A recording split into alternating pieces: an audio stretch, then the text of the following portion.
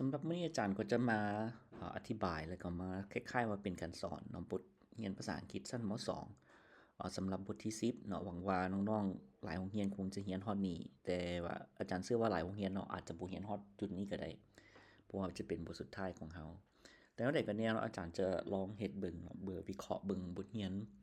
ของชั้นมัธยมต่างๆเนาะชั้นมัธยมตั้งแต่ม.1 จนฮอดม.7 พุ่นแหละบทที่10ของพวกเฮาเนาะหัวข้อ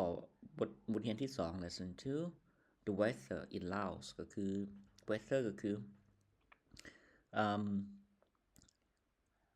อากาศในประเทศลาวเนาะ in Laos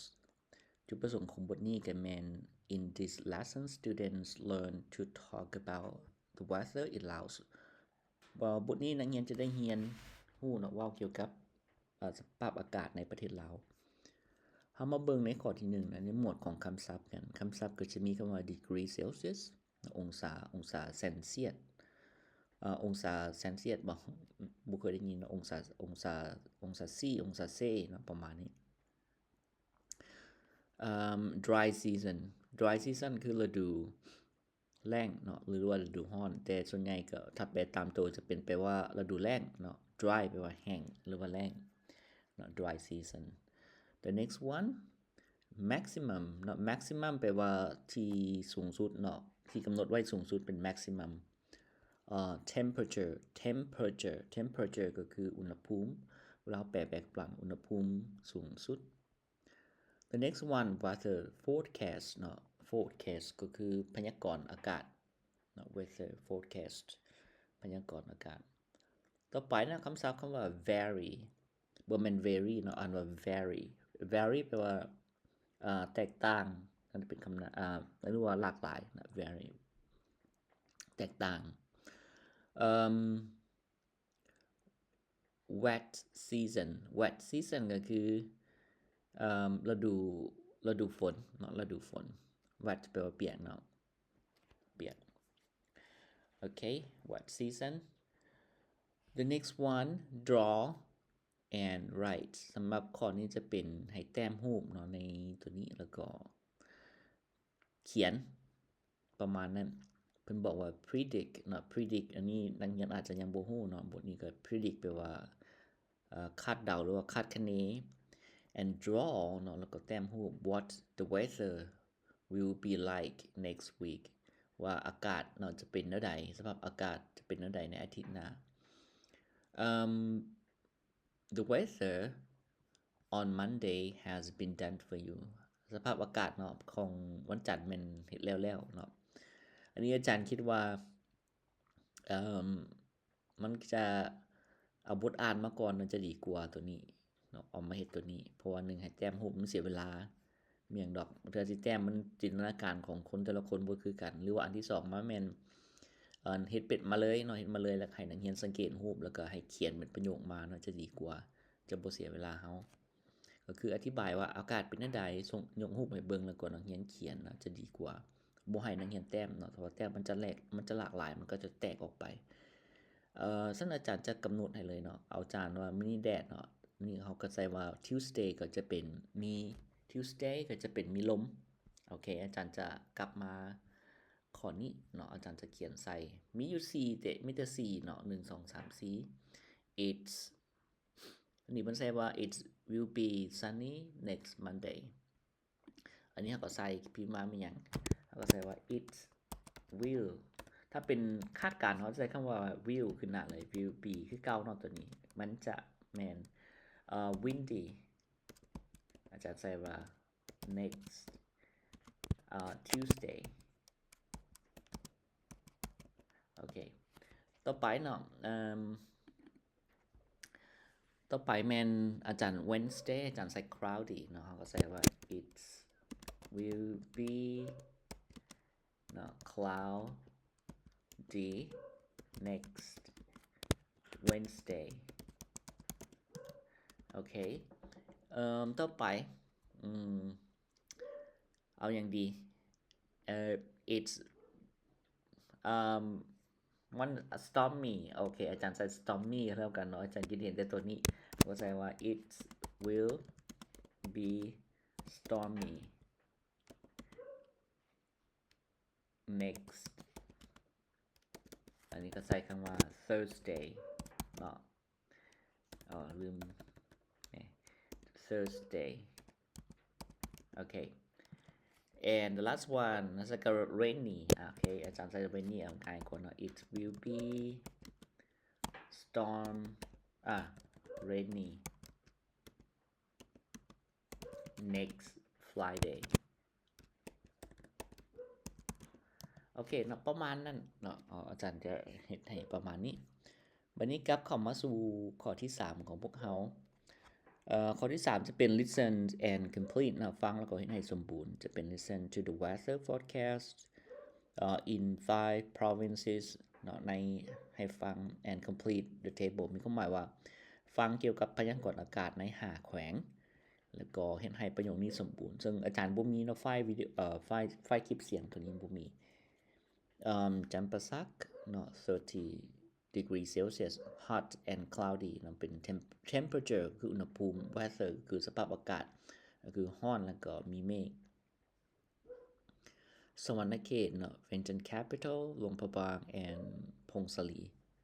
ก็จะประมาณนั้นอาจารย์ข้ามเลยบัดนี้ look at ข้อที่4คือเก่าเนาะ look and say look at the table in exercise 3 and take turns to ask and answerอันนี้คือข้อจำกัดของถ้าบทฟังเนาะมันบ่มีคืออาจารย์เคยไปสอนโดนๆแหละบทฟังนี่บ่มีเลยเนาะถ้าเฮาข้อนี้คือจะต้องได้ข้ามไปเนาะจะเป็นรูปแบบนั้นหลายกว่าเพิ่นอาจจะมีให้เนาะแต่ว่าโดยส่วนตัวแล้วบ่มีเนาะบ่มีอาจารย์ข้ามตัวนี้เนาะก่อนจะข้ามมาเบิ่งตัวอย่างก่อนเนาะ example บอกว่า what's the weather like in Champasak Champasak อากาศเป็นแนวใดแน่ B บอกว่า it's hot and cloudy ร้อนแล้วก็มีเมฆwhat is the temperature อุณหภูมิเท่าใด it's 30 degrees Celsius อุณหภูมิ30องศาประมาณนั้นบัดนี้ข้อที่5เนาะข้อที่5ก็เส้นกันเนาะก็จะได้ข้ามแต่อาจารย์จะอธิบายให้คร่าวๆเนาะ look and write เนาะเบิ่งแล้วก็เขียน look at the table in exercise 3ถ้าว่าพวกเฮา exercise 3เนาะถ้าว่าแก้บ่ได้เนาะถ้าเฮ็ดบ่มีไฟล์ฟังก็คือข้อที่4ข้อที่5นี่ก็คือจะได้ข้ามไปก็คือเบิ่งในตารางในข้อกิจกรรมที่3แม่น write sentences about the weather in 5 provinces และให้เขียน5ประโยคเนาะเบิ่งแล้วให้เขียน5ประโยคเกี่ยวกับสภาพอากาศให้เขียนประโยคบ่แม่นเนาะบ่แม่น5ประโยคให้เขียนประโยคเกี่ยวกับสภาพอากาศใน5แขวงข้างถึงนั้น example เนาะ in Champasak it is hot and cloudy with a maximum temperature of 30 degrees Celsius ก็จะเป็นประมาณนี้มีความหมายว่าในจัมปาซักอากาศร้อนและมีเมฆเนาะด้วยอุณหภูมิสูงสุดอยู่ที่30องศาเซลเซียสองศาซีเนาะอินสวรรณเขตอินเวียงต่างๆโอเคต่อไปจะเป็นข้ออ่านเนาะจะเป็น read and choose ตัวนี้นี่โอเคอยู่แต่ว่ามันค่อนข้างสับสนเนาะทำอิฐเพิ่นก็ใส่อันในรูปแบบของประโยคจะเป็นรูปแบบของ future เนาะให้เป็น predict เป็น future แต่ว่ามานี่ก็จะเป็น adverb of frequency เข้ามาแล้วก็มีอย่างอีกแหน่มี past tense เนาะแล้วก็มี preposition เข้ามานำก็สับสนในตัวนี้กันread and choose เนาะให้อ่านแล้วก็เลือกเนาะ read the passage and circle the correct words เนาะให้อ่านบทความข้างรูปนี้แล้วก็เลือกคำตอบเนาะเลือกคำที่ถูกต้อง the seasons in Laos ก็คือฤดูกาลใน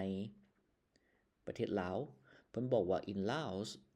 there were or there are นี่ก็ใช้คำว่า there are เนาะตัวนี้เฮาเลือก are เข้าไป two seasons มีอยู่2ฤดู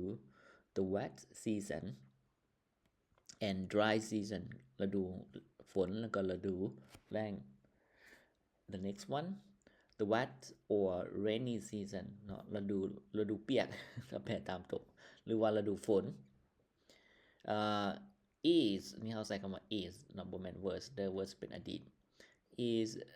from May to October แม่นเริ่มจากเนาะ is แม่นเริ่มจากเดือน5ถึงเดือน10 July is usually หรือว่า never wettest month อันนี้เขาใส่คำว่า July ก็คือเดือน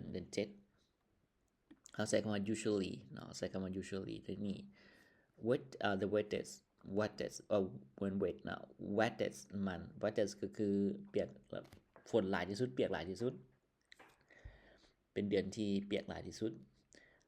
หรือว่าฝนตกหลายที่สุดก็ได้in the dry season ในฤดูแล้ง the weather varies from the cold years แล้วก็ months ในนี้เขาก็ใส่หยังมีคำว่า years กับ months เนาะให้เลือกเอามาแปลก่อนเนาะอากาศมันมีความแตกต่างเนาะ varies เนาะ the weather varies from the cold อากาศมีความแตกต่างจากความเย็นเนาะ cold cool บ่แม่น cold นะอันว่า cool เนาะอาจจะอ่านผิดอันว่า cool years เนาะแสดงว่าบ่แม่นเนาะตัวนี้ years บ่แม่น cool months เนาะเดือนจากเดือนที่เย็น of December and January เนาะของเดือน December เดือน12 and January ก็คือเดือน1 to very hot เนาะไปถึงขั้นร้อนสุด weather in April เนาะ weather ร้อนสุดในเดือน4 April อันนี้เราใส่คำว่า in แล้วเลือกตัวนี้โอเคเนาะทวนคืนตัวนี้เราก็ใส่คำว่า are ในตัวนี้เนาะ is usually months and in เนาะนี้เราเลือกเอาตัวนี้โอเคประมาณนั้นบัดนี้ข้อที่7เนาะ read and answer read the passage in exercise 6เนาะ in exercise 6 and answer the following questions แล้วก็ตอบคำถามเหล่านี้เฮามาเบิ่งเนาะ how many season โอเคอาจารย์ข้ามมาหน้านี้บัดนี้เพิ่นว่า how many season are there in Laos what are they นี่ก็ตอบเลยเนาะ there are นี่ก็ใส่ว่า there are 2 seasons in Laos จุดเนาะใส่ว่า hot อันนี้ก็ใส่ว่า dry อาจารย์ใส่ dry ก่อนก็ได้นะหรือว่าใส่rainy ก็ได้เนาะ dry season and wet season โอเคบัดนี้ข้อที่2บอกว่า what is the wettest month in Laos เอาก็ใส่คำตอบเนาะใส่ว่า the wettest month in Laos จะมี2รูปแบบเนาะ is อันนี้อาจารย์ตอบแบบธรรมดาเนาะ is July หรือว่าอีกรูปแบบนึงเขาจะตอบว่าJuly is the wettest month not in Laos โอเคประมาณนี้บัดนี้ต่อไปข้อที่3แม่นwhen does the dry season begin สำหรับเฮาก็ใส่ตัวนี้เขาตอบว่าthe dry season begins ใส่ s from เดี๋ยวนี้เราใส่ก็เริ่มจากเดือนNovember แต่ว่าในบทเรื่องของเขาเดี๋ยวเราอิงใส่บทเรื่องก่อนเนาะ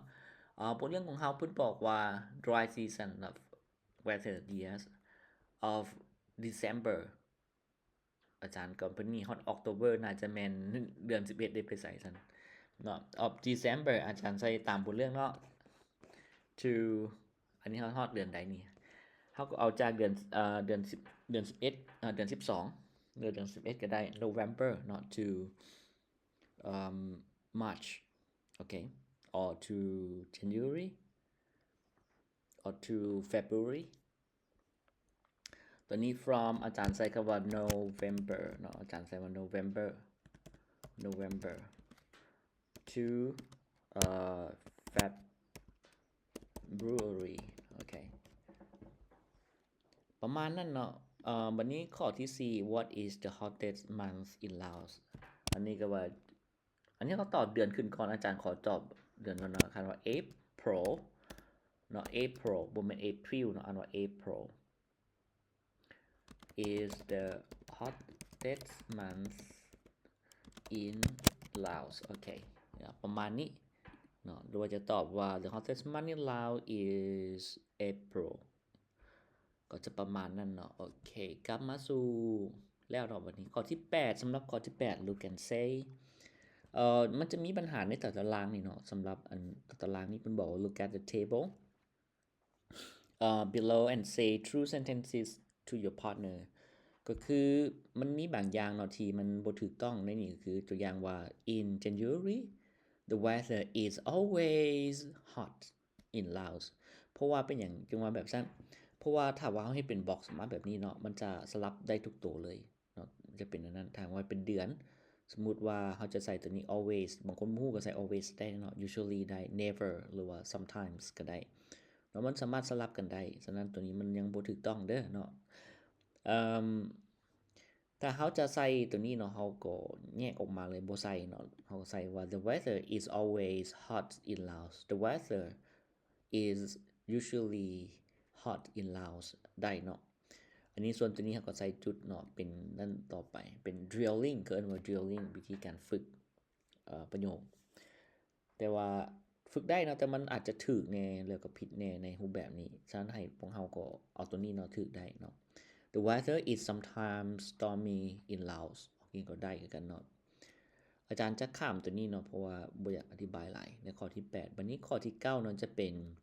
complete the sentences below with the words in the box ก็คือเฮ็ดให้ประโยค6ประโยคเนี่ยสมบูรณ์ด้วยคำศัพท์ในกล่องนี้เนาะคำว่า the hottest ก็คือร้อนสุดเนาะ the wettest ก็คือเปียกสุดเนาะ hotter than เนาะร้อนกว่า wetter than เนาะก็คือเปียกหลายกว่า the coldest เนาะ coldest หนาวสุดแล้วก็ the cooler than เย็นกว่า cool เนาะแปลว่าเย็นเนาะโอเคมาเบิ่งข้อที่1เนาะอาจารย์จะกลับมาหน้าเก่าสำหรับข้อที่1เปิ้นว่า in Laos April is เนาะอันนี้ก็ใส่คำว่า the hottest เนาะ hottest โอเค April โอเคง่ายเนาะบ่แม่นได้นี่เนาะ hottest บ่ได้เนาะ April is hotter อันนี้ก็ใส่ว่า then January โอเคอาจารย์ขอโทษเนาะเฮ็ดผิดพลาดธรรมดาเรื่องธรรมดาข้อที่2ผิดพลาดแล้วแก้ไขข้อที่2บัดนี้แม่นthe month is usually July July นั่นก็ใส่ว่า the wettest month เนาะนี่ก็ใส่ว่า the wet โอเค wettest month เนาะอากาศเปียกหลายที่สุดเป็นเดือน July เนาะเดือน7 December is always June in Laos อันนี้ใส่ December is cooler นะใส่คำว่าis cooler than June โอเคต่อไปเนาะ for April is ซึ่งแม่นเนาะ the hottest okay hottest month okay the next one number 5 July is September เดือน September เดือน9เนาะ July เดือน7 is อันนี้ก็ใส่ว่า wetter เนาะ is wetter บ่เป็น wetter แม่อาจารย์มักลงกันthen September the next one number 6 December is usually เนาะเดือน12 is usually the coldestโอเคอาจารย์ต้องพิมพ์ใส่ตัวนี้ไหม coldest month โอเคเนาะนั่นคือบทเรียนของบทนี้เนาะก็จะเบิดอยู่ประมาณข้อที่9เนาะบ่อยู่ที่ประมาณนี้ต่อไปก็จะเป็นบทที่3กันใกล้จะจบแล้วบ่จบบทนี้ก็จะเป็นภาคทวนคืนกันเนาะโอเคเนาะขอบใจสำหรับมื้อนี้บทเรียนของนี้ก็จะมีประมาณนี้แล้วเนาะ